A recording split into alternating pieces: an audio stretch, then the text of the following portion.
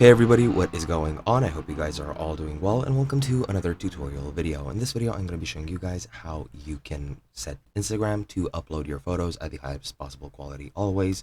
So let's get right into it. It is a very simple thing to do, and all you need to do is just edit your settings a bit. And to get to your settings, you first need to get into your profile. To do that, you just tap your profile icon in the bottom right, and once you're here, you'll get to the screen that looks like this. Now you can tap in the search bar device or data usage and media, or you can just scroll down until you find it. As you can see, the data usage and media quality is the name under your app and media, and you just want to click on that. And as you can see, you have data saver and you have upload at highest quality. Data saver is just a mode which makes videos not load in advance so that you use less data. That's not what we want.